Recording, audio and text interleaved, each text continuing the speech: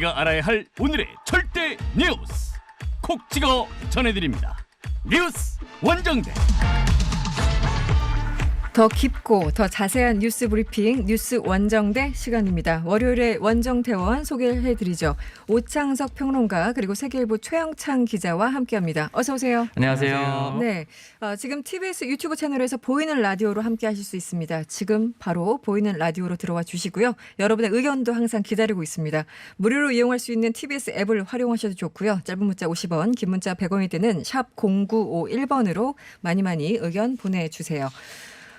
서울시장 야권 후보 단일화 주사위가 정말 던져졌습니다. 여론조사가 진행되고 있고요. 여론조사 방식을 보면은 이제 주말 사이 오세훈 후보가 조금 더 양보한 느낌이네요. 어떻습니까? 네. 네, 사실 이제 역대급 대인배 싸움이 있었습니다. 네. 내가 더 많이 양보하겠다. 양보 전쟁. 네. 결과적으로 지금 보면은 이제 유선 전화는 넣지 않고 무선 전화만 하기로 했고 응답자 총 3,200명에 1,600명에게는 서울시장의 적합도를 네. 또 다른 1,600명에게는 본선 경쟁력을 묻게 됐습니다. 그리고 여론조사 전문업체 두 곳에서 전화 면접 조사를 동시 수행의 결과를 합산하기로 했는데 결과적으로 오세훈 후보 측이 계속해서 요구했었던 일부 유선전화 포함이 빠지면서 네. 오세훈 후보가 조금 더 많이 양보했다라는 얘기가 나올 수밖에 없고 아무래도 낮 시간 동안에 유선전화를 통해서 전화를 받는 사람들은 보수층이고 노년층일 가능성이 높기 때문에 네. 아무래도 그런 이야기가 나오고 있는 것 같습니다. 근데 이제 다른 의견도 있는데 네. 주말이 아니라 주중이라는 점에서 물론 이제 무선 전화니까 언제든 받을 수 있긴 하지만 그래도 예를 들어 직장인이라든지 뭐 학생들 특히 2030 세대의 지지를 많이 받는 안철수 후보 입장에서는 조금 이 주말이 아닌 주중이라는 점은 우리도 어느 정도 양보를 한 거다 뭐 이런 주장도 나오긴 주중이기 합니다. 때문에 예. 또 시점이 있으니까 아침 저녁 또 다르고 하죠. 네. 그 단일화 방식 합의 직후에 뭐 양측 후보 결과에 승복하겠다 공개적으로 밝혔는데 어쨌든 뭐 오차 범위 안에서 결론이 나도 승복을 한다라는 거죠. 네. 그렇습니다. 현재까지는 뭐 일단 뭐 두 분 다 정치 생명을 걸고 그렇죠. 이제는 어떻게든 뭐 여론조사를 돌리고 있지 않습니까? 여기서 이제 그 뒤로 빼면은 뭐 네. 이렇게 거짓말쟁이로 또 몰리기 때문에 어떻게든 승복을 할 것 같습니다. 사실은 이제 굉장히 정치 생명을 걸고 하는 거잖아요. 오세훈 시장도 그렇고 안철수 후보도 그렇고 오세훈 후보도 이제 두 분 다 사실 이제 대선 바라보다가 갑자기 종목을 변경해가지고 서울시장으로 오신 건데 바로 직격을 했어요. 합의 후에 직격을 했는데 안철수 후보 내곡동 셀프 보상 의혹을 집중 거론하면서 오세훈 후보가 잘못하면 사퇴할 수도 있으니까 결국 이제 나한테 표를 보내라 뭐 이런 얘기를 하고 있잖아요. 안철수 후보 조금 급해 보인다 뭐 이런 평가가 있는 것 같아요. 어떻습니까? 지금 안철수 후보가 어떻게 보면 좀 어떤 야권 관계자 말에 따르면은 네네. 아니 경선 중인데 네. 이런 표현 뭐 사퇴를 운운하는 거는 조금 너무 그 강한 도를 것 넘은 같아요. 거다 이렇게까지 지금 얘기를 했거든요. 네. 그만큼 안철수 후보 쪽이 좀 불안하고 초조해하는 게 그대로 드러난 것 아니냐. 이제 어쨌든 오늘 뭐 길게 보면 내일까지 지금 조사가 이뤄지는데 네. 당신들이 오세훈 후보를 택할 경우에 만에 하나 이 내곡동 문제로 후보가 사퇴할 수도 있다. 이러면 네. 어떻게 할 거냐 이런 거를 은근히 지지자들에게 좀 압박을 하는 좀 액션을 취한 거다 이렇게 좀 보시면 되겠습니다. 결국엔 이제 네. 잡음이 없이 단일화가 되게 어렵다는 걸 다시 한번 보여줄 수밖에 없는 네. 상황이 됐고 상처가 남지 않았어야 되는데 결국에는 이 부분은 굉장히 큰 상처가 될 가능성이 높습니다. 그러니까 비판을 하고 이런 것은 뭐 당연히 경선 기간에 당연한 건데 그래도 또 수위나 넘지 말아야 될 선들이 있잖아요. 네. 그런데 이번에는 단일화 합의 후에 바로 이제 이런 얘기를 해가지고 조금 과격해지셨다 이런 느낌이 좀 들고 또 안철수 후보 박영선 후보를 향해서도 아줌마라는 표현을 썼는데 이건 어디서 나온 표현입니까? 네, 이제 안철수 후보가 이제 유튜브 채널에 나갔습니다. 보수 채널인데 이동규 TV라는 곳에 나가서 네. 박영선 민주당 후보를 향해서 이렇게 말을 했습니다. 도쿄에 아파트 가진 아줌마는 충분히 상대 가능하다. 그러면서 저는 무결점 후보다. 부동산도 없고 네. 상계동 전세 아파트에 살고 있고 땅도 없다. 네. 부동산으로 재산 증식을 하지 않아야겠다 생각하고 네. 보유하지 않은 것이다. 뭐 이런 식으로 얘기를 해서 사회자가 이제 도쿄 아파트 가진 사람이 박 후보, 박영선 후보를 가리키는 것이냐고 재차 물었는데 예라고 답변을 해서 논란이 됐습니다. 이게 우리나라에서 이제 아줌마라는 어떤 단어를 어떤 맥락에 쓰냐에 따라서 굉장히 이제 좀 다르게 해석될 수 있잖아요. 근데 네. 그거를 모르지 않을 텐데 일부러 썼다고 봐야 될까요? 어떻습니까? 제가 볼 때는 그냥 제가 그래서 다시 돌려봤거든요. 네네. 이러더라고요. 도쿄에 아파트 가진 아줌마는 충분히 상대 가능합니다. 뭐 이런 식으로 얘기를 하던데 그래서 이제 성대모사 이봉규 꽤 비슷했어요 지금. 네. 이봉규 그 진행자도 다 약간 당황해서 네. 박영선 후보입니까? 심지어 뭐 사회자가- 이렇게 하더라고요. 그래서 어쨌든 지금 이걸 두고 네. 민주당 여성 의원들이 굉장히 부글부글 끓고 있거든요. 그렇겠죠. 근데 일단 놔두고 있는데 왜냐면은 지금 돌아가는 경선판이 안 후보가 좀 떨어질 것 같다는 좀 느낌이 강해서 네. 뭐 일단은 어쨌든 안 후보가 되면은 이걸로 이제 강하게 공세를 좀 펼칠 것 같고 약간 좀 이제 무기를 숨겨놓고 예, 예. 당장은 아니고. 그렇습니다. 이게 특정 성별을 지칭하는 단어 지금 최근 몇 년 사이에 굉장히 흐름이 많이 바뀌어서 그렇죠. 아저씨도 잘 못 쓰게 하고요. 아줌마도 안 되고 그 밑에 아가씨도 안 됩니다. 그렇죠. 그 어떤 단어도 함부로 써서는 안 되는 거고 요즘 호칭 힘들어졌어요. 네, 특히나 이 공직자거든요. 그러니까 어떤 성별이 아니라 한 지역을 담당하는 책임자를 뽑는 자리에서 네. 이런 표현을 썼다는 것 자체가 사실은 아직도 이런 감수성이 조금 예민하지 못하다고 볼 수가 있습니다. 이게 또 이제 뭐 그 유튜브에 가면 사람들이 약간 무장해제되면서 속내가 이렇게 드러나기도 하잖아요. 뭐 그런 맥락이 아니었나 싶기도 한데 그래서 이렇게 안철수 후보 비판을 받자 해명을 내놨는데 어떤 해명을 내놨습니까? 저는 집 없는 아저씨입니다. 뭐 이렇게 했는데 네, 네. 뭐 집이 없는 건 맞습니까? 집이 없는 건 맞습니다. 근데 공식적으로는 없는데 네. 아까도 말씀드렸다시피 노원구 상계동 본인 출마했었던 지역이죠. 출마하느라고, 의원했었던 예. 지역이죠. 전세로 살면서 땅도 없다라고 했는데 재산 신고가 1,551억이거든요. 그러니까 이게 10억짜리 아파트를 소유하고 있는 사람이 부자인 것인가? 네, 소유했던. 네. 네, 뭐 1,551억을 가지고 있는 전세 사는 사람이 부자인 것인가 이런 거 보면은 사실은 답이 명확한 것인데 해명이 조금 어처구니가 없죠. 네. 재산 1,550억 이상 가지신 분이 집 없는 아저씨라고 하면 이게 사람들이 웃어야 됩니까? 울어야 됩니까? 어떻게 모든 됩니까? 사람의 꿈이 집 없는 아저씨가 될 수가 있어요. 그 예전에 네, 그 모든 사람의 국민의힘에 꿈, 네. 그 저기 누구죠? 그 이해운 네, 네. 전 의원이 이제 자기가 아. 무주택자라고 했는데 알고 보니 서초구에 22억짜리 전세를 살고 계셔가지고 또 맞아요. 논란이 있었던 적이 있는데 네. 연상이 됩니다. 네, 좀 지상으로 내려오시길 바라고요.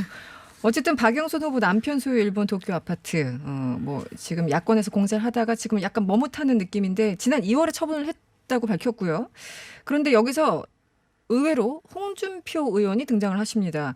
지금 홍준표 의원이 등장하면서 박영선 후보한테 약간 도움을 주고 있다 이런 설명이 나오고 있는데 어떤 상황입니까? 이제 하루 전에 이제 홍준표 무소속 의원이 자신 SNS에 이야기를 남겼는데 네. 이게 2007년까지 거슬러 올라가서 글을 쓰셨어요. 네. 2007년 12월 대선 당시에 대선 승패를 가른 것이 BBK 사건이었고 당시 한나라당 BBK 대책팀장이 저였는데 카운터 파트너죠. 네. 당시 민주당의 주 공격수는 정동영 후보의 최측근인 박영선 의원이었습니다.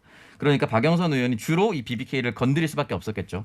파내려고 했을 것이고. 네. 그때 불거진 사건이 김경준 씨 기획 입국설이었고 김경준의 미국 변호사인 신모 씨와 박영선 전 후보의 남편 되는 분이 LA 로펌에서 같이 동료로 근무했었기 때문에 일종의 이 기획 입국의 모종의 묵계 그러니까 뭐 묵인하거나 유도했거나 이런 것들이 있을 거라고 생각했었던 것 같아요. 네네, 홍준표 당시에. 네. 홍준표 의원은. 그래서 증거는 부족했지만 고발하지 못해서 진상 규명을 해달라라고 검찰에 수사 의뢰를 했다라고 합니다. 네, 수사 의뢰서에는 어느 누구도 기획 입국의 배우자로 지목하지는 않았고 단지 우리 대선 후보를 음해할 목적으로 김경준 네. 씨를 기획 입국시키려고 하고 있으니 수사해달라라는 것이었는데 이게 대선 후에 박영선 후보의 남편 관여 여부로 번졌고 남편이 근무하는 법무법인 사무실까지 압수수색하니까 압수해서, 박영선 후보가 한국에서 활동하기 어려워졌어요. 네네. 그것 때문에 일본으로 간 거죠. 그렇죠. 남편이. 네. 애초에 이제 그런 도쿄에 상황. 간 거 자체가 본인 때문이니 여기에 대해서는 좀 사과한다 이런 이야기를 남겼습니다. 그래서 그 홍준표 의원이 그런 얘기를 했네요. 이 박 후보에게 제가 사과한 일도 있었다면서 그 얘기를 했고, 네. 박 후보는 또 고백해 주셔서 감사하다 이런 이제 발언을 했는데 지금 홍준표 의원이 등장하면서 이 부분은 약간 좀 뭐 약간 그 줄어드는 분위기입니까? 실제로 어떤 공세의 어떤 타격에서 박영선 네. 캠프에서도 굉장히 반색을 했습니다. 반색을 하고 있네요. 예, 왜냐하면 그 발음 덕분에 네. 2월에 매각한 것까지도 좀 해명할 기회가 주어진 거고 네. 어쨌든 지금 뭐 검찰 개혁 지금 계속 이어지고 있는 가운데 네. 검찰이 이런 걸로 내사를 했다는 게 무소속 홍준표 의원 입에서 나온 거기 때문에 네. 어유 이렇게 고마울 때가 감사하다. 이랬나. 근데 홍준표 의원도 약간 좀 스텝이 꼬인 게 이 이후로 이 박영선 후보의 그 입장에 대한 언급이 없고 네. 다른 얘기로 계속 그냥 그 SNS를 올리시더라고요. 이게 제가 SNS 보고 있는데요. 네. 민주당 지지자들이 굉장히 좋아요를 많이 눌러놨습니다. 이 글에. 그럴 수밖에 없겠네요. 지금 네. 상황이. 알겠습니다. 지금 뭐 서울시장 후보들 얘기를 하고 있는데 여론조사 결과가 날마다 나오고 있습니다. 이 오세훈 후보와 안철수 후보 가운데 누가 양자 대결에 나서더라도 박영선 후보에 크게 앞선다 이런 결과가 나왔는데 어느 정도 차이가 납니까? 지금 숫자를 좀 안철수 얘기해 주시면? 후보가 야권 단일 후보로 나서면 52.3% 지지율로 박영선 후보가 35.6%로 나오는데요. 네. 16.7%포인트 앞서는 걸로 나오고요. 만약에 오세훈 후보로 단일화되는 경우에는 50.6% 그리고 이때는 박영선 후보가 36.8% 여기서는 13.8%포인트로 오세훈 후보가 앞서는 걸로 지금 조사가 되는 거고 네. 지금 2주 사이에 굉장히 격차가 크게 벌어졌죠. 그리고 지난 5, 6일 진행된 같은 조사에서는 안 후보가 7.5%포인트 그리고 오 후보가 3.7%포인트 각각 앞선 걸로 나타났습니다. 3자 대결에서는 근데 아직 이때는 또 박영선 후보가 32.9, 오세훈 후보가 32.3 접전을 벌이는 것으로 나타났고 안철수 후보의 이때 지지율은 23.2%였습니다. 네. 그래도 오 후보가 정말 많이 올라왔네요. 과거에 비해서. 3자 대결에서도 마찬가지고. 네, 이번 그 여론조사 개요를 좀 읽어드릴게요. 이번 조사는 여론조사 업체 입소스가 중앙일보 의뢰로 지난 19일부터 20일 서울에 거주하는 만 18세 이상 1,002명을 대상으로 조사를 했고요. 표본 오차는 95% 신뢰 수준의 플러스 마이너스 3.1%포인트였습니다. 자세한 사항은 중앙선거 여론조사 심의위원회 홈페이지를 참조하시면 됩니다. 여론조사는 맨날 나와서 이제 그 어떤 경향성을 볼 수밖에 없는 그런 상황인데 구체적인 숫자보다 그런 상황이 된 것 같습니다. 다음에 박형준 후보 얘기를 좀 해볼게요. 딸 입시 비리 의혹. 오늘 그 뉴스공장에도 김승현 전 홍익대 교수가 나와서 이제 구체적으로 언급을 했는데 어떤 얘기가 나왔습니까?